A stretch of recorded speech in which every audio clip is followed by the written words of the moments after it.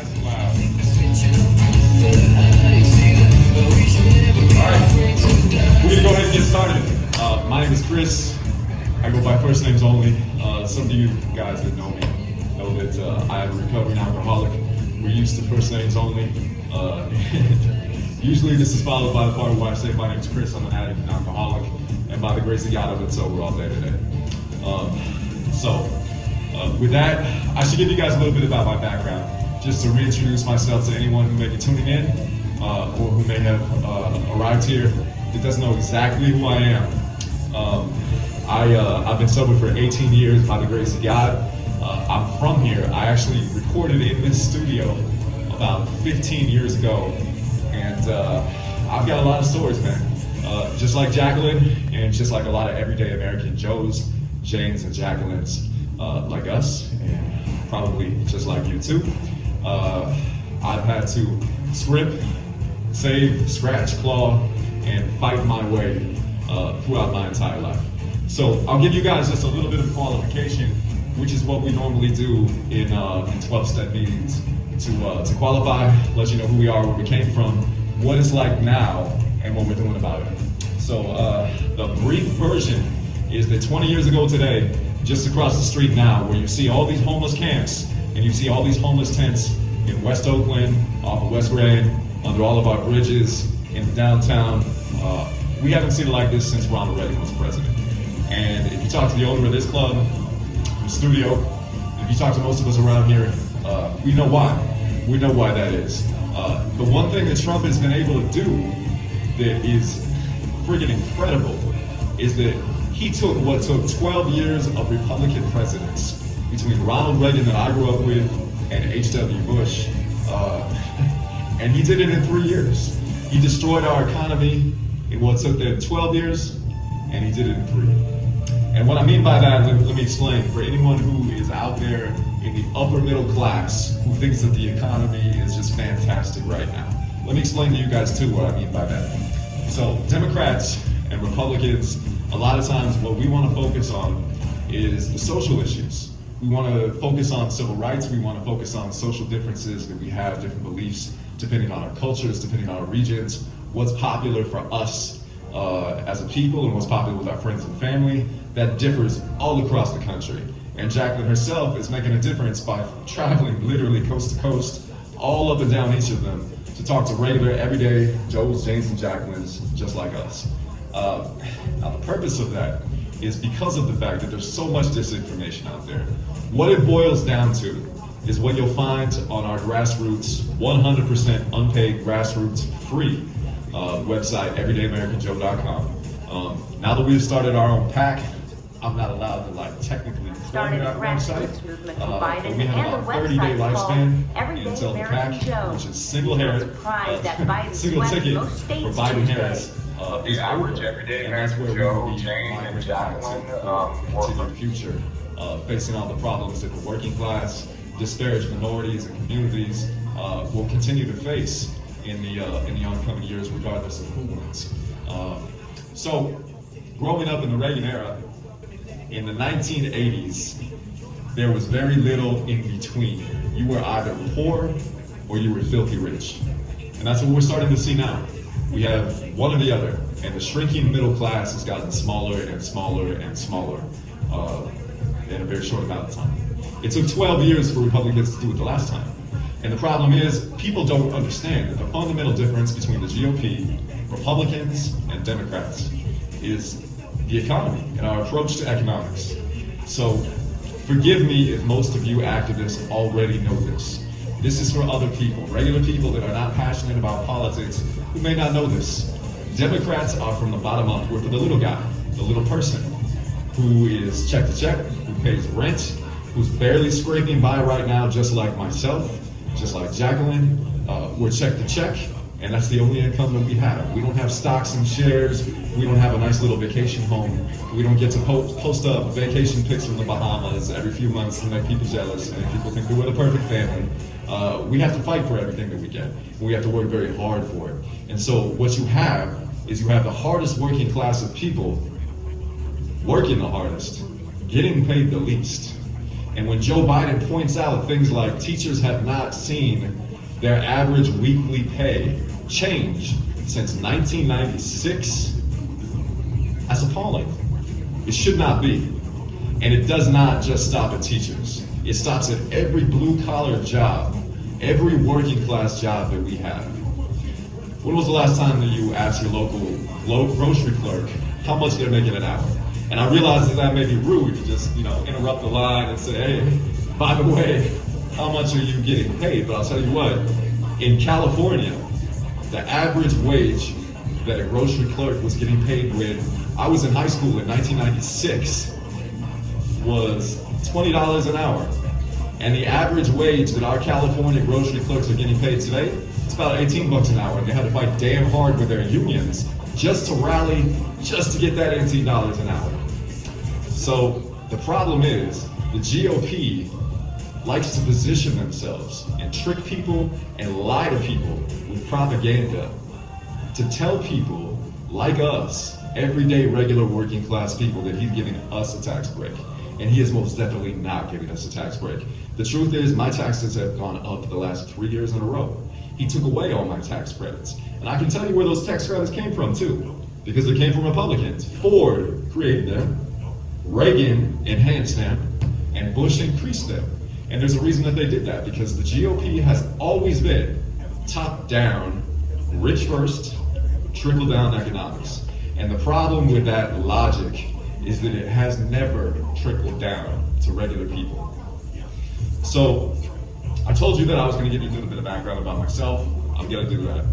So, 20 years ago, maybe a little 20 plus, I was one of those homeless people. And when I say homeless, I do not mean couch surfing. I do not mean crashing on people's couches and going from house to house homeless. I don't mean living on food stamps. I don't mean living on welfare. What I mean when I say homeless is I was cast out in the street, out in the cold. And nobody cared. Not one single person that would walk by cared at all. And I was very, very young at the time. My life had been reduced to deciding that day whether I was going to ask this person for change or whether I was going to ask them for a cigarette. I'm a smoker. I've been for a very long time. It's my only vice. I don't drink anymore. I don't use any drugs. I'm clean as a whistle. But that's what my life was. It was deciding what could I ask for. And 9 times out of 10, the response that I got was get a job, right? I can remember going to a church, staying in line for half an hour to get a bag of food. And the nun, she gave me a lecture. And she said, you don't belong here. You're white. You have 2 arms and 2 legs. Go get a job. This isn't for you. And she sent me away.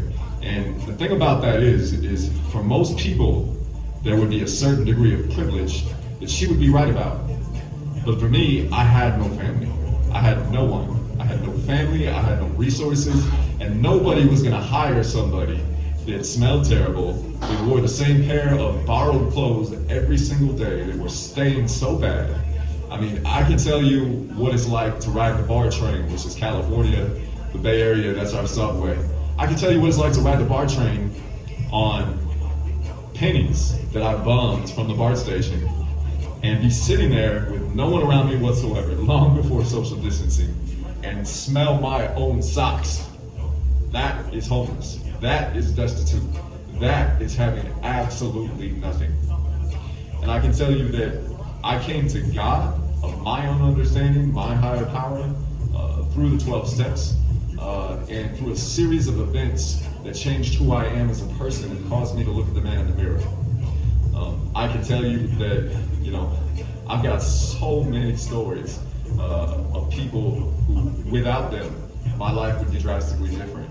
I know what it's like to be raided and have a gun at the back of my temple telling me, if you move, if you so much as breathe wrong, I will blow your brains out. I know what that's like. I also know what it's like to suffer immensely.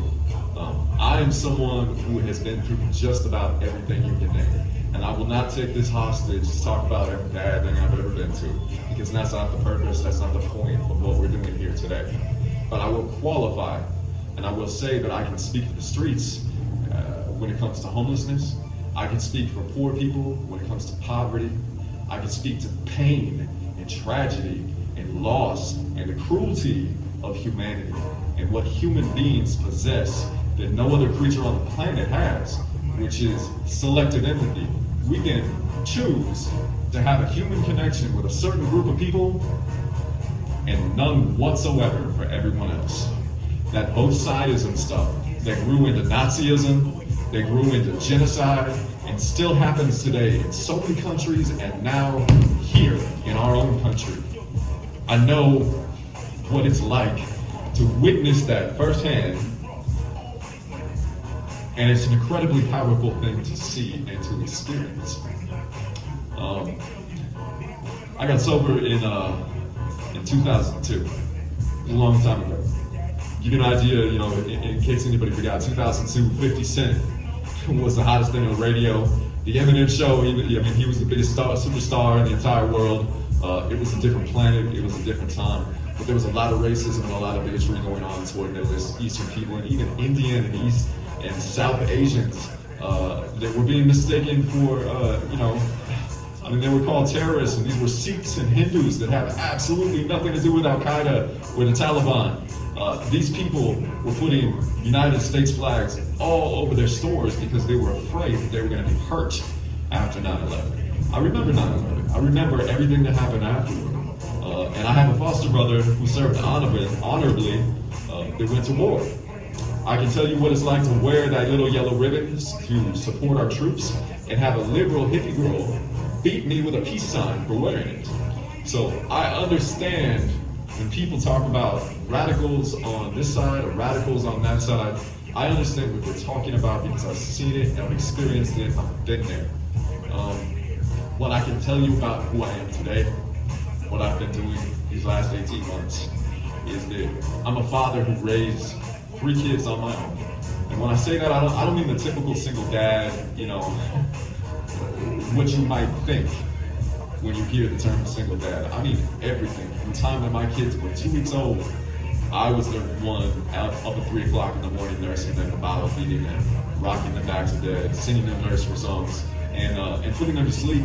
And just so that I could get up at 5 o'clock in the morning, take them over to daycare that I couldn't afford, turn around, go the opposite direction for 2 hours to work an 8-hour job, drive 3 hours back to that daycare, pick up my kids, bring them home, make dinner, do bath time, 20 minutes of cuddle time watching TV, teach them whatever I could possibly squeeze in with a book or with blocks, and then get them off to bed.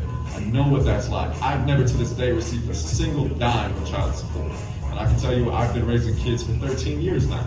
In that 13 years, I've got about $80 and a half a bag of diapers. That's all I've ever gotten for raising those kids myself. And I have a beautiful wife who, just like Joe Biden and his wife, Dr. Jill Biden, Madam First Lady-elect-to-be, patched us back together, and she healed our family.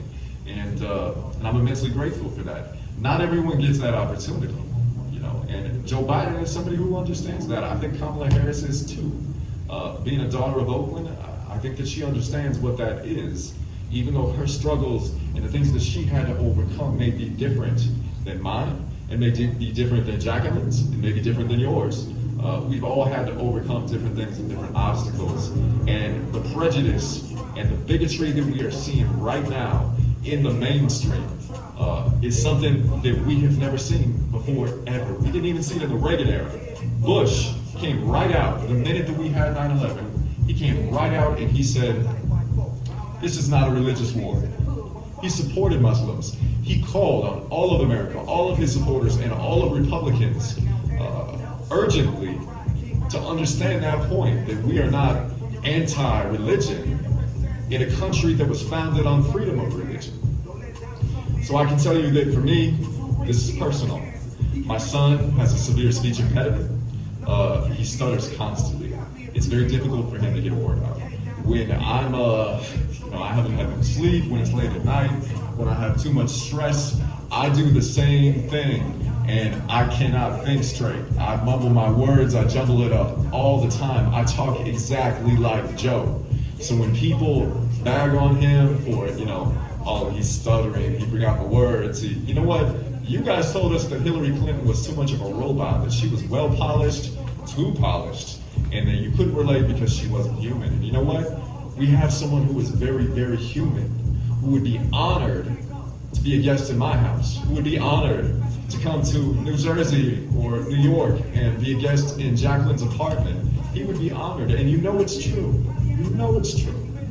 So when it comes to things like these debates, Donald Trump and the GOP, they do their best to try to hype up these attacks and to try to mislead people into believing things that just aren't so. The fact of the matter is, it comes down to something very, very simple. And I'm not talking about the equality. I'm not talking about racial justice. I'm not talking about civil rights. I'm not talking about the social issues that are so important right now. All I'm talking about is this very, very simple two-party difference. Donald Trump and the Republican Party are for the rich, and the Democrats are for the working class. And that is the difference. And so when Donald Trump attacks Joe Biden and says that he's got a $97.5 trillion socialist agenda, the irony is that's literally still on my website because it's Bernie's plan.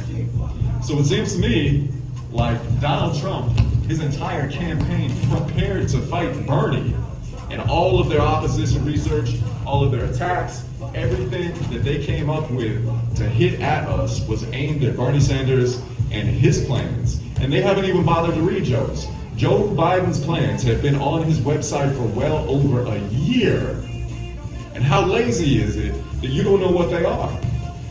I'm not blaming anybody because, like I said, there's a lot of people that just aren't into politics. They're not going to spend the time to look up on a website.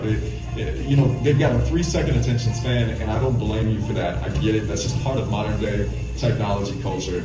We scroll, we tap, and all that you guys actually get is these little one-liners that you'll see on your feed or you'll see on your TV.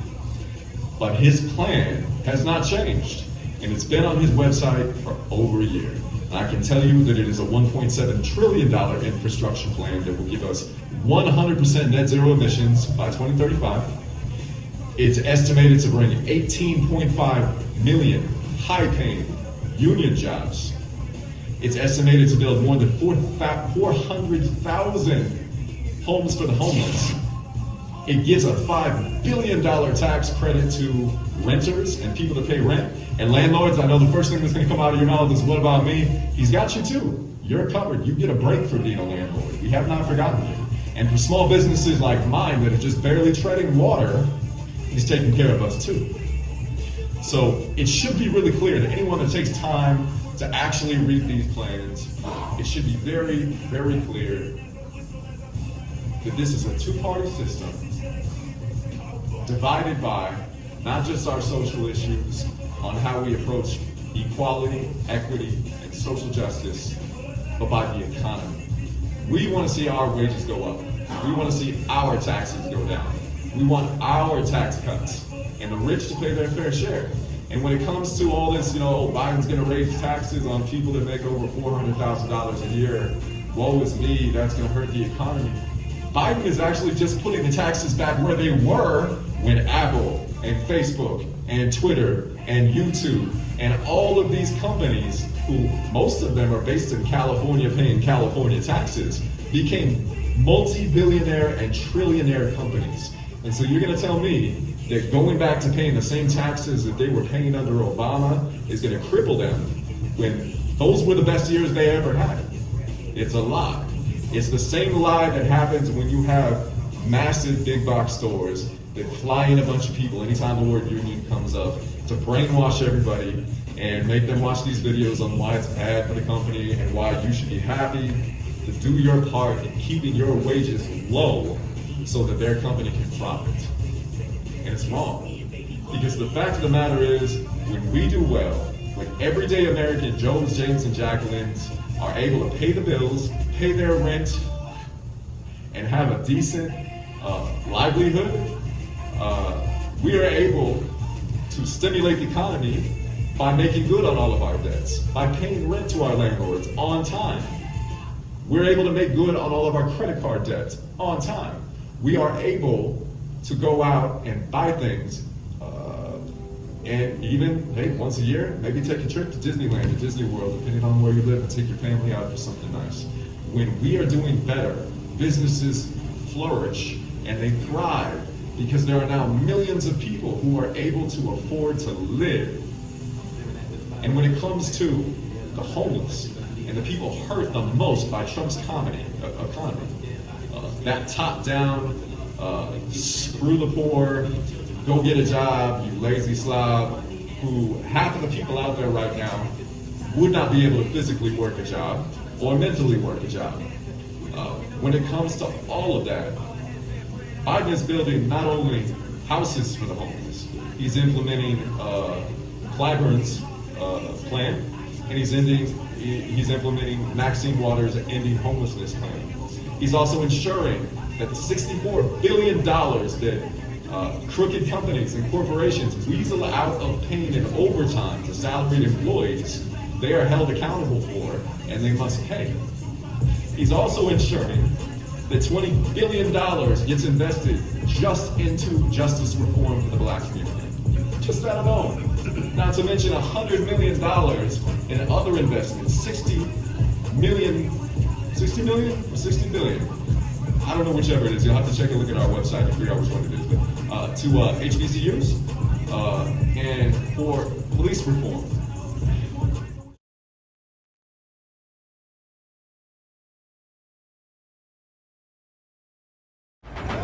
Yo, this is Voice representing Oakland. The election is very important. Please do not vote for Trump.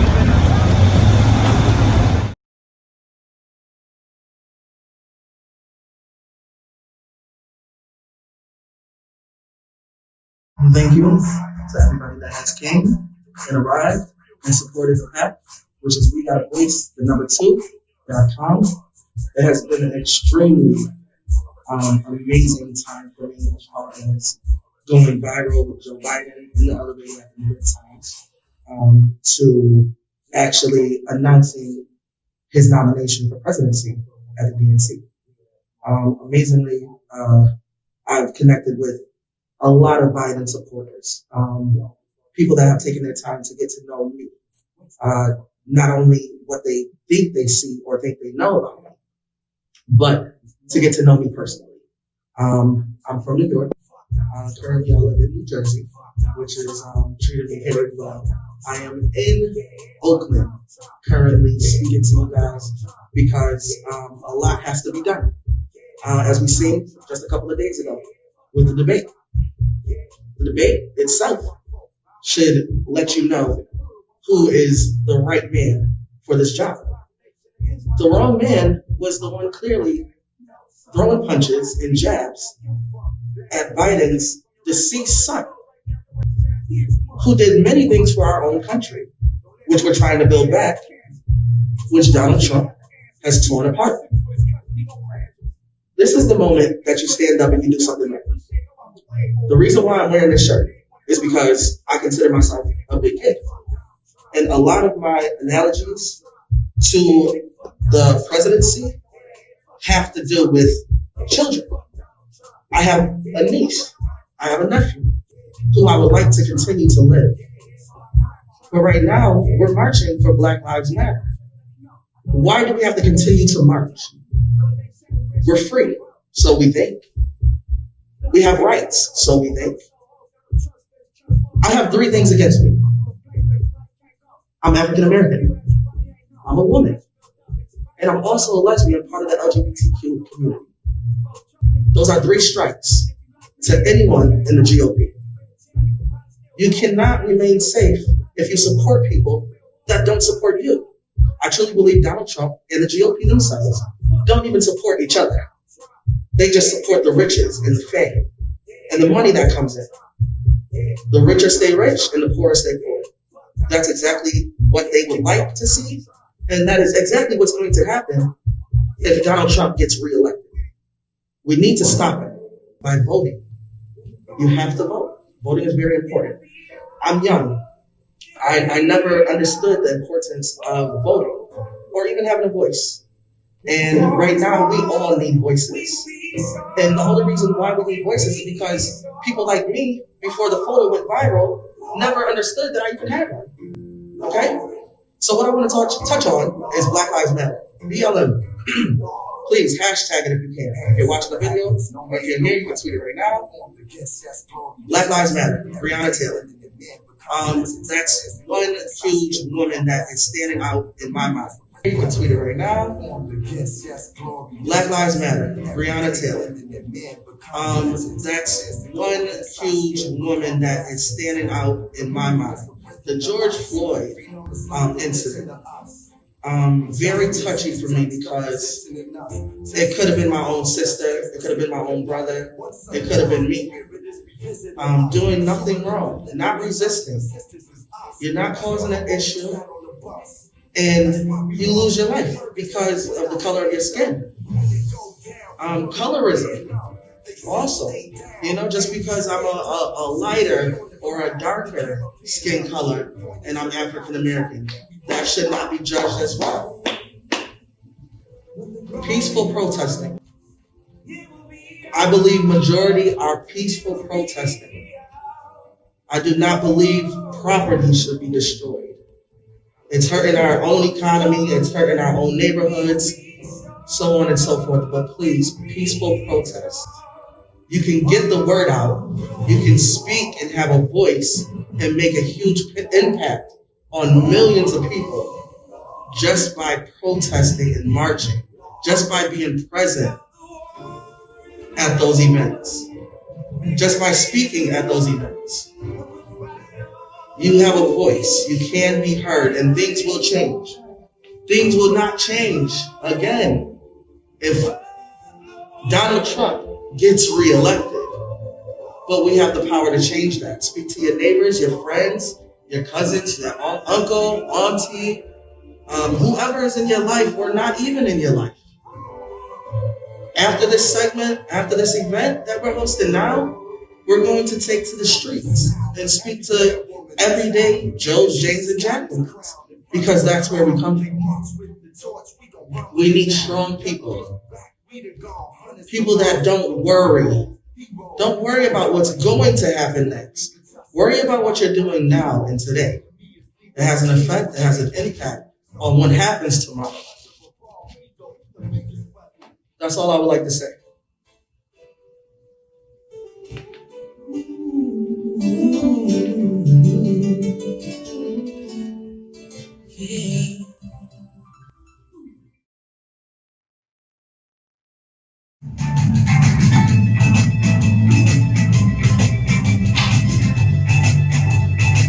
All right, guys. This concludes it. We can turn that up. Just blast it. We're all done here. This concludes our Oakland, West Oakland Soundwave event. Directly after this, we're going to head across the street. We're going to hit the homeless camps. We have loads and loads of water. We have sanitizer. We have a food package for each and every tent down the street. We're going to hit those. We will also record it. Make sure that you guys get to see all the people that are hurting and need help right now. So join us. If you're local, if you're in the area, we're about to head on over to Lake Merritt and do the same thing there out in public. We want to thank yesterday the legendary Stuart and John Gaffney, Castro. These are iconic men who have gone down in history to fight for LGBTQIA rights. And these guys are such a big deal. The paparazzi literally stopped not to take pictures of Jacquelyn, but to stop and take pictures of them and interrupt our history lesson that they were giving us. So they are a big freaking deal. Thank you, John and Stuart, so much for the warm welcome to San Francisco and the entire city. To Oakland and the city as well. Mayor Libby Schaaf, thank you so much for having us. Get on board, it's not too late. And we're headed over there right now. We're gonna head on over to Lake Merritt. So anybody that's watching, please donate to our Act Blue. You can find it on all of our social media platforms. You can find it on the website. This money will fund all of these signs. We've got 300 signs and stickers to give out. Anybody that supports the Biden Harris ticket And again, I'm just going to drive that point home. We are Biden Harris, single ticket only. We would love for people to vote down ticket, but legally, according to the FEC, I'm not allowed to actually say that. So my own beliefs aside, the purpose of our PAC is to elect Joe Biden and Kamala Harris